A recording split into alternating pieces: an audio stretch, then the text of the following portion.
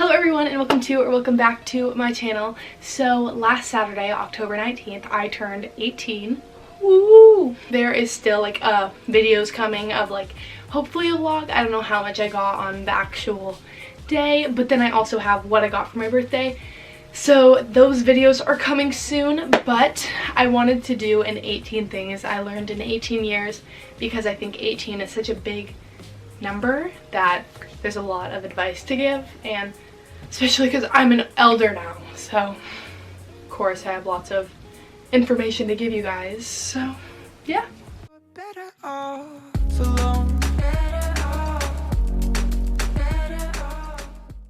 Okay, so the first thing of advice that I have to say is that you should try every club and sport you can while you are younger. I feel like I was really fortunate in this. My parents didn't force me to stick to one thing, which, I mean, like, I'm not a star soccer or volleyball player now, which is the downside of it, but I mean, I wouldn't want to be. I feel like I'm experienced in all areas. I'd rather be okay / good in a lot of things than be amazing at one thing. So I'm really fortunate of that. Throughout these 18 years, I've done wrestling, I've done drama, I've done ASB, leadership, swim, cheer, gymnastics, literally everything you can think of, I've done it, and I'm so appreciative that I've had these different moments in my life to like do these different things, because I feel like you grow more as a person with everything you do, and now me have done these things, I just feel like such an enriched soul. This kind of relates to my number 2, which is gain experience from everything you do.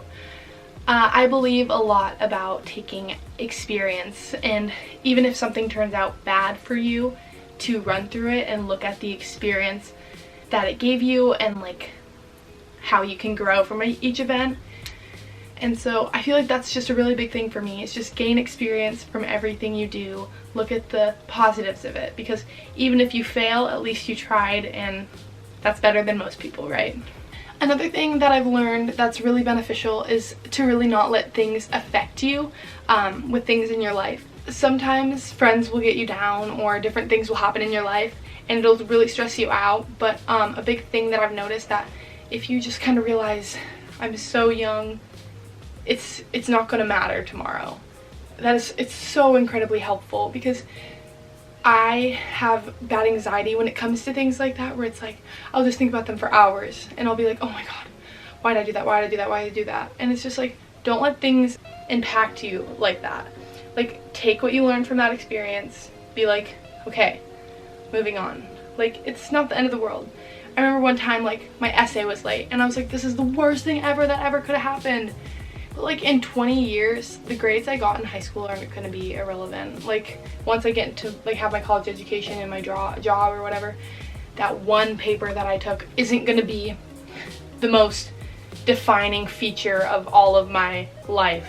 And like why my downfall came. At least not for me, because I'm not someone that's going to be going to Harvard or Yale. So I feel like just don't let things affect you when it comes to like things like that. Like, you just gotta blow them off and realize that every day is a new day and you have another day to prove yourself.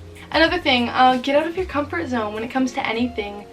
I feel like my most favorite experience was doing trapeze, and I went to the Santa Monica Pier in California, and they had like this trapeze booth, and I'm scared of heights, deathly. Like, I get up there, start shaking, like I was like crying up there. I was like, why did I sign up for this? My parents spent like $150 for me to do this.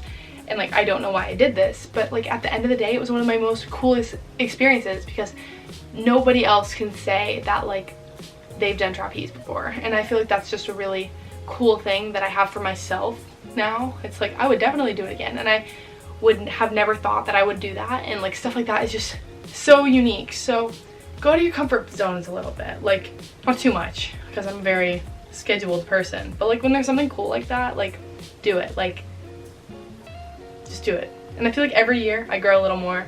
I feel like this has been my year where I've actually been like doing a lot more. Like, I'm definitely afraid of scary things, and I did my first haunted corn maze, which might seem like baby stuff to you guys, but as me, like a toddler, that stuff is freaking scary to me. And the fact that I did it was I was pretty impressed by myself. So Another thing that I've learned is to spoil yourself while saving money. I feel like it's really important to make yourself happy, and I know people are like, save your money, save your money, save your money, and like I definitely get that. That's why it says it. Put your money away. Like, don't be like spending like crazy, but treat yourself. I feel like some of the things, this sounds so materialistic, but things that I've bought myself that make me super happy, and like I spoil myself, and I'm gonna say that, like, I have a job, like I babysit, like I treat myself a lot and I buy myself things, but they make me happy, and I'm very appreciative that I can do that. So every once in a while, if you're feeling down, buy yourself something nice as a gift, as a really like a thing to get your mind off something. Or like, I don't know, when you're having a rough time, if you buy yourself like a coffee, it just feels good. Like I spoiled myself. Like, I worked for my goals and got myself this really nice camera, and I recently got myself this ring light. It came in today, and it's just like things like that. Like, I don't need it, but I'm spoiling myself. But yeah, I feel like every once in a while you need to spoil yourself and actually do something nice for yourself. Another thing that I've learned to know as I've grown older is that it's really important to forgive and forget in most cases. There's definitely, I have like one grudge against one person, and I mean there's a few people that obviously are gonna like make you mad throughout your whole life. Like, there's just gonna be annoying people out there, but I feel like it's a waste of your energy to hate people and like to walk around being like, oh my god, talking crap about them, or just like, it's like a waste of your energy to hate someone. Like, you don't have to like someone, you don't have to put yourself around them, but just like don't go out of your way to spread negativity, because it's just gonna impact your life for the worse, and you're gonna overall just be a more unhappy person in your life if you're doing that. So think about yourself. Be a little narcissistic. Like, don't think about other horrible people. Don't talk about them. Like, they're just gonna strain your mental health. Number 7 is to be close with your family. I notice a lot of people that are like kind of weird when it comes to their parents, and I feel like my mom brought this up once where she was like, everyone is so like distant from their parents at their age, but like you guys are not, and you'll never leave me alone. Like, she said that as a joke, but it's like so true. Like, I feel like I'm very fortunate for like having my family and my parents, and like for having my 2 sisters. Like, a lot of people don't have that, and so I feel like if you do, or if you don't, like, find someone in your life to really appreciate, because I don't know, family is like the closest people you have, and no matter like what you're going through, they're always going to help you. And so I feel like it's really important to like establish those connections with them and like push them even farther, because they are your biggest supporters, and they have been there since your day one. Because no matter what best friend or boyfriend you've had for a year, 2 years, 3 years, you have had these families for 18 years, and they know you better than anyone. So appreciate them while they're here. This one's kind of funny, but podcasts are my shit. I've learned this recently. I absolutely love podcasts. I know this is like, all of them have been like really deep, but I freaking love podcasts. I don't know why. Literally, I listen to David Dobrik podcast and the Zayn and Heath podcast. I listen to this teen influencer one that's like supposed to help you grow your YouTube channel, and if you want to be like a teen like social media star. It's not even like that. It just like teaches you how to grow your business, and it's really interesting to listen to. And I feel like while you're going places, sometimes we listen to mindless music, and like I love music, don't get me wrong, like I listen to so much music, but sometimes like you could be sitting there and like listening and thinking and like absorbing while you're listening to these million songs over and over. And like I learned so much from these like stupid podcasts, these stupid YouTubers. Like, they're not stupid, but these YouTubers just spew their mouths on and just like stuff like that. But like I really like, I just love it, and I feel like it's a happy time, and not many people like listen to podcasts. Someone called me a grandma, my friend, the other day. They were like, you listen to podcasts? I was like, oh yeah, it's the coolest thing ever. I just feel like my brain's open, and like it gives me time to think about things, especially when I'm like driving to school, because I have a 20-minute drive to school. It's like such a great thing, like a tool that I love, and it just gives me more things to talk about. So like, can we stop pretending that, or can we stop acting like podcasts are the worst thing ever and that they're for old ladies? Because podcasts are the... Anyways, number 9, we're halfway there. If you don't like something, don't put yourself through that pain again. Whether, like, this is kind of coming back to growth every experience. I feel like you have to self-reflect on everything you do and like realize if something hurt you that bad. Like there's obviously going to be hits and misses with everything you do, and like you have to really like think about like, is it worth you putting your time and energy into something that made you feel really hurt? I feel like if something is seriously straining your mental health and it's making you unhappy, even if you have friends in it or if you've done it for a long time and it's a routine thing for you now, you shouldn't just keep doing it just because it has caused you happiness in the past. Because if it's causing you more hurt than like you like it, you know what I'm saying? Like if it's causing you more pain now than it used to, like you shouldn't redo it. Like there's a chance that it could be better than it was before, but you really have to think about that. I'm really unhappy in this relationship, I'm not going to go back to it. If I felt really unhappy in the sport, like you just, as I said, you need to self-reflect on everything you do and just realize, is this worth my time and energy? Because I'm so much better than this, and if I'm not being the best person I am while in this, then I shouldn't be doing it. My number 10 is that I learned this year is to stop blaming other people when it's your own issue. Someone introduced this to me and they said that sometimes you blame people more than you blame yourself. And like this was really eye-opening to me. I feel like it's really easy to point your fingers at other people, but it's not so easy to point them at yourself, because you're never going to think what you're doing is wrong unless someone points it out to you or you have that moment of realization. And it's kind of back what I said, you need to take a step back and like think about it, like, am I in the wrong here? And I feel like, yeah, it's just like that. You need to take a step back and like self-evaluate yourself and like, how are you doing? Like, because I feel like it's really important to do that. Like some things you definitely can be in the right and other people can be in the wrong, but I feel like now that I've heard that like come at me, like I'm like, I think about things more. I'm like, was that my fault? And should I be sorry for it? Because if you're gonna yell at someone else for doing something, you need to realize that you need to see if you're in the wrong before you do that, because otherwise you're gonna look like the biggest hypocrite in the world, and that's not gonna be good for you. Another silly, stupid one for you. Hold on.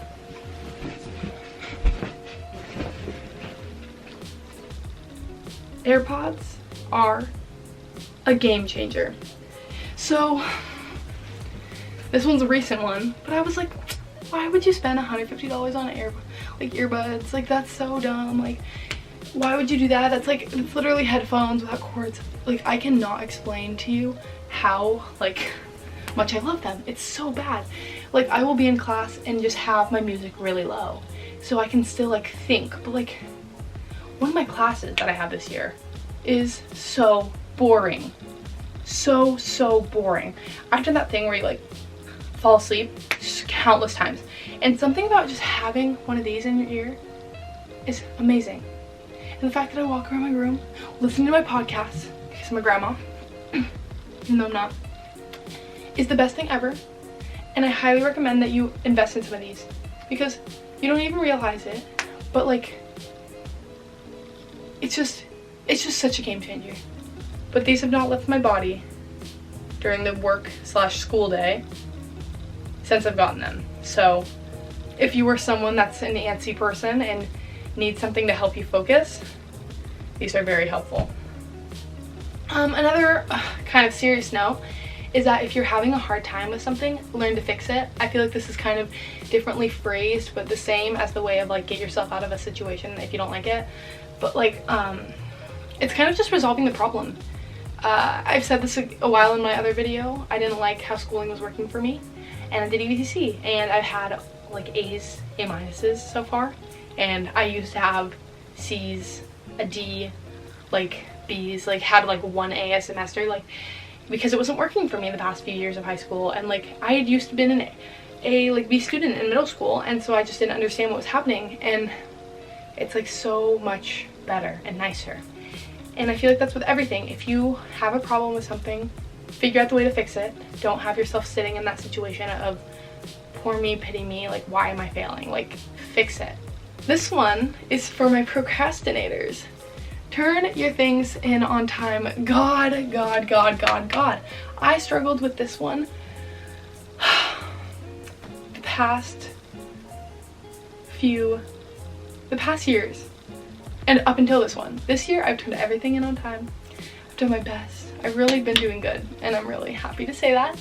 But the other past few years of high school, let me just say, when you're taking 7 classes, it is really hard to time manage yourself, especially when you were like I was doing cheer last year, and it would get up to 25 hours of practice a week because we do Saturday practices and they'd be like 4-hour practices a day, blah, blah, blah, blah, blah, blah, blah, right?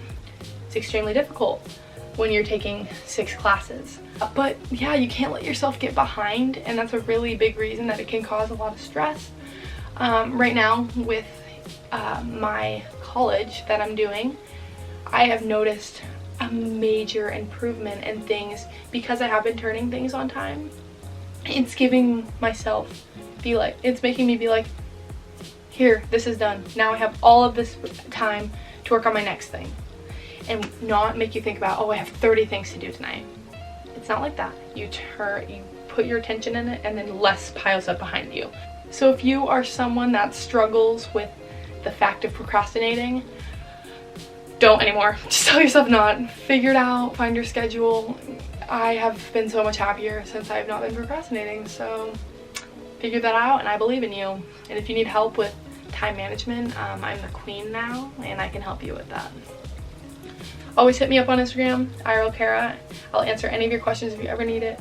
I aim to be your biggest supporter on this platform, someone that can help you if you ever need an issue or have an issue with something, so hit me up. I don't remember what I put this in regards to, but don't test your limits on things. I feel like this is like with everything, like you do. If you push it too far, you're gonna get a bad result. Just be like, okay, do it, get it done. Like, I have most examples for things, I just don't remember what I put for this one, but I feel like it's really important to just start listening. I'm a very, very, very stubborn person, and I will admit that. And I feel like the more you test your limits on things, the worse the end result gets. And I've had to learn this. So just think about that. The more you do things, think about how they're going to impact you in the future, and just don't test the limits. This one is really important, I think, and I've learned this, and I've been so happy. Find your hobby. I feel like everyone needs a hobby. I've said this to people before, and I really live by this. I feel like if you don't have a hobby, it makes you more of an empty kind of person. Your time, you don't know what to do with it, and it can put a bad thing. It can be a bad thing for you. I've seen people that do like a sport, like I do cheer, but if I did nothing outside of cheer, I would feel so lonely. Sometimes it's so important to invest your time into something that you really care about, even when it's not a sport, so you're not, I don't know, it's just very like a self-reflection period. Like my mom was talking about how hers is reading books, and like she loves that because it clears her mind, and mine is YouTube. And I feel like if you don't have one, it gets you in this place of, I don't know what to do with these, like when I feel like this. So just find yourself a hobby. I feel like it's really important to have an outlet for feelings and emotions. So yeah. One of the things I've learned as a person is to be someone who people trust and be an ally to people, but just be a genuine person that people feel like they can come to. Don't be that fake friend. As we get older, people are looking up to us and we don't even realize it. I have freshmen that come up to me and they ask me questions or things like that all the time, or sophomores that ask me about school or anything like that. And it's really important because there's always people younger than you looking up to you and what you're doing. Even if you're at a job, there's always going to be people below you unless you're at the very bottom. But I feel like that's just very important, to be someone that to look up to, like a role model, and someone that people can talk to. It just makes you more of a well-rounded person. So be that person that people can look up to. My next one is that it's really important to have your own political decision. I feel like growing up, I'm in a household where it's very one party, and they all love this one party. And outside of these regions, all of my other family around it likes the other party. And it's really hard to agree and find your own political view when you feel like you'll be shunned for liking it. I don't know if that's the right word for it, but I just feel like it's really important to like establish your own thinking and not to listen. Like, you can listen to other people and what they have to say, but like have your own opinions no matter how old you are, no matter if you live with your parents. I'm 18 years old, I still live with my parents. I'm gonna be voting in this next election, and like my parents were like, oh, I can help you with that, you can just vote who I voted for. It's like, no, I'm gonna read the ballots, I'm gonna decide, this is my vote. Like, I don't care if you don't agree with me. This is something that if you want to better the country, you need to vote for it and pick your own decisions. And I feel like as you get older it gets harder, because then you have to start like thinking your own way, which is hard, but just do it. Please do it, especially if you want our country to be in a good spot. So thank you for my TED Talk. My last one and my most important one that I've learned in my 18 years is that YouTube is my safe space, and this is really, really important to me. I feel like I've invested a lot in YouTube in the past year, and it's because I've felt so comfortable with it, with everything I do. I used to be super scared of putting myself out there. Like, I mean, I've always put that myself out there, but like online, and like knowing that people were making fun of me for it because it wasn't like the traditional thing to do. But now I feel like it's so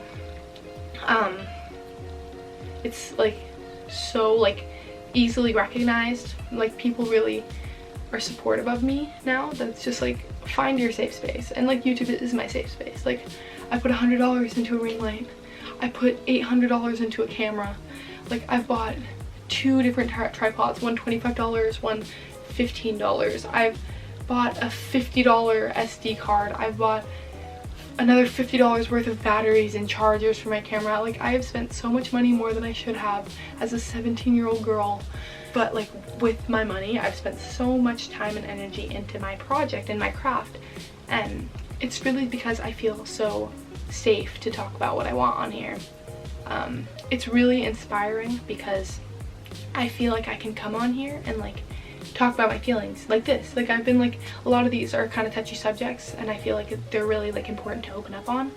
And I've had like family members or my mom's friends like find out about my YouTube channel, and they'll like text me and they'll be like, wow, I really liked your thoughts and opinions, and it's really great that you're doing it. And like, I've had friends at school that are be like, oh, there's our favorite YouTuber, or they'll be like, is that irlcara? Oh my gosh, like, it's our favorite YouTuber, she just came in, oh my gosh, did she come out of the studio? Like, just making jokes. And I feel like it used to like embarrass me, but now it's so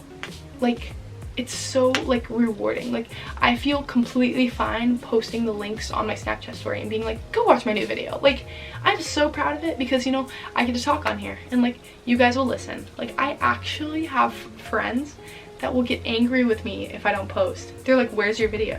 Like, I want to see you grow, blah, blah, blah, blah. Well, they'll be like, I was your 120th subscriber. I'm just letting you know that. And it's really, really a good feeling to watch these people support you and to find your safe space, whatever that is. And it's kind of like what I was saying earlier about finding your hobby. It is so, so important. I feel like I've grown so much this past year, probably the most in my entire life.